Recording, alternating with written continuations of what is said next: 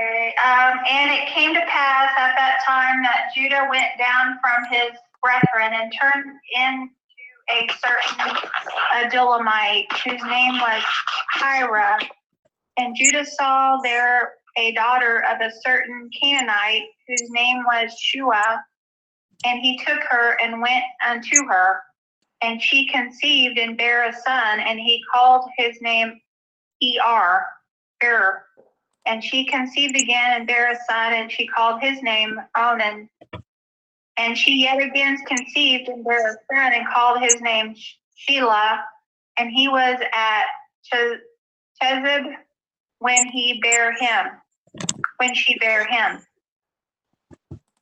And Judah took a wife for Er, his firstborn, whose name was Tamar.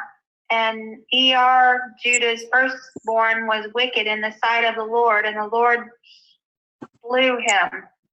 And Judah said unto Onan, Go in unto thy brother's wife and marry her, and raise up seed to thy brother. And Onan knew that the seed should not be his, and it came to pass, when he went in unto his brother's wife, that he spilled it on the ground, lest that he should give seed to his brother. And the thing which he did displeased the Lord, therefore he slew him also.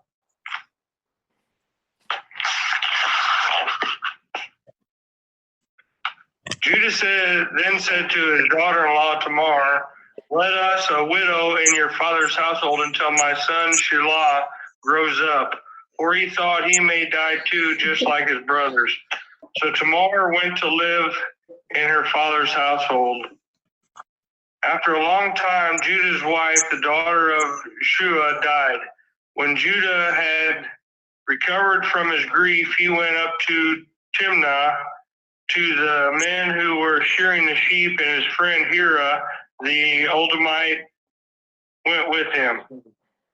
When Tamar was told, Your father-in-law is on his way to Timnah to shear his sheep, she took off her widow's clothes, covered herself with a veil to disguise herself, and then sat down at the entrance of Enim, which is on the road to Timnah. For she saw that though Shelah had now grown up, she had not been given to him as his wife.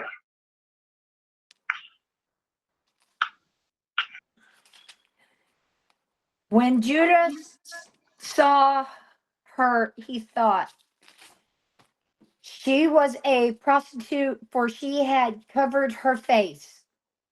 He turned to her and at the roadside and said, Come, let me come in to you. For he did not know that she was his daughter-in-law.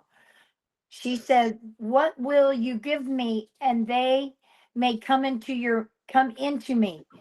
He answered, I will send you a young goat from the flock. And she said, If you give me a pledge until you send it. He said, What pledge shall I give you? She replied, The signet and your cord and your staff that is in your hand. So he gave them to her and went into her, and she conceived a son. Then she rose and went away, and taking off her veil, she put on the garments of her widowhood. When Judah sent the young goat by his friend the Adullamite to take back the pledge from the woman's hand, he did not find her. And he asked the men of the place, Where is the cult prostitute who was at Enim at the roadside? And they said, No cult prostitute has been here. So he returned to Judah and said, I have not found her. Also the men of her place said, No cult prostitute has been here. And Judah replied, Let her keep the things as her own, and we shall be laughed at. You see, I sent this young goat, and you did not find her. About 3 months later, Judah was told, Tamara, your daughter in law, has been immoral. Moreover, she is pregnant by immortality. And Judah said, bring her out and let her be burnt. As she was being brought out, she sent word to her father in law by the man to whom these belong. I am pregnant, and she said, please identify whose these are, the signet and the cord and the staff. Then Judah identified them and said, she is more righteous than I, since I did not give her to my son Shalem, and he did not know her again. When the time of her labor came, there were twins in her womb. And when she went into labor, one put out a hand, and the midwife took and tied the scarlet thread on his hand, saying, this one came out first. But as he drew back his hand, behold, his brother came out, and she said, what a breach you have made for yourself. Therefore, your name is called Perez. Afterwards, his brother came out with the scarlet thread and his hand, and his name was Zachariah. When Joseph was taken to Egypt by the Ishmaelite traders, he was purchased by Potiphar, an Egyptian officer. Potiphar was captain of the guard for Pharaoh, the king of Egypt. The Lord was with Joseph, so he succeeded in everything he did as he served in the home of his Egyptian master. Potiphar noticed this and realized that the Lord was with Joseph, giving him success in everything he did. This pleased Potiphar, so he soon made Joseph his personal attendant. He put him in charge of his entire household and everything he owned. From the day Joseph was put in charge of his master's household and property, the Lord began to bless Potiphar's household for Joseph's sake. All his household affairs ran smoothly, and his crops and livestock flourished.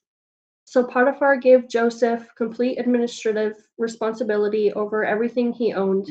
With Joseph there, he didn't worry about a thing except what kind of food to eat.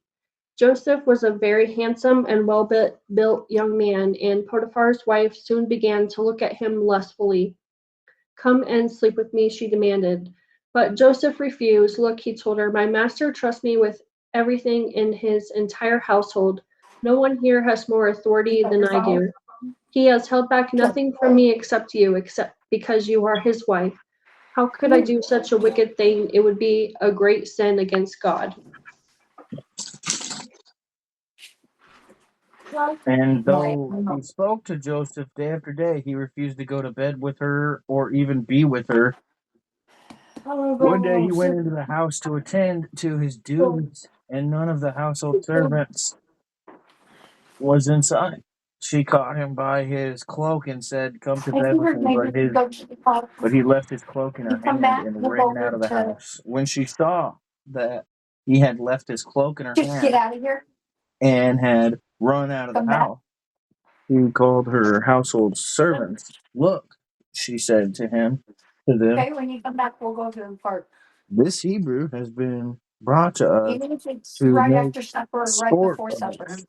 He came in here to sleep with me, but I screamed. Okay. That's what I'm here to do now. Like ASAP, I am When he home, heard but I me have to put it scream for in help, he left his I have cloak behind, It's already on the beside me, charger. and ran out of the house. Okay, all right. Well, when you come back, She kept his cloak beside her until his master came home. Then she told him this story. That Hebrew slave you brought us came to me to make sport of me. But as soon as I screamed for help, he left his cloak beside me and ran out of the house. When his master heard the story, his wife told him, saying, this is how your slave treated me. He burned with anger. Joseph's master took him and put him in prison, the place where the king's prisoners were confined. But while Joseph was there in the prison, the Lord was with him He showed him kindness and granted him favor in the eyes of the prison warden. So the warden put Joseph in charge of all those held in the prison, and he was made responsible for all that was done there. The warden paid no attention to anything under Joseph's care because the Lord was with Joseph and gave him success in whatever he did. Due to their jealousy, Joseph's brothers had sold him to a caravan on the way to Egypt. As the story unfolds,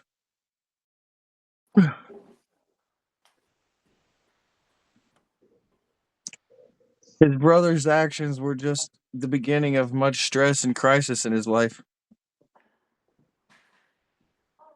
Here's an optional question: is what was your first real job?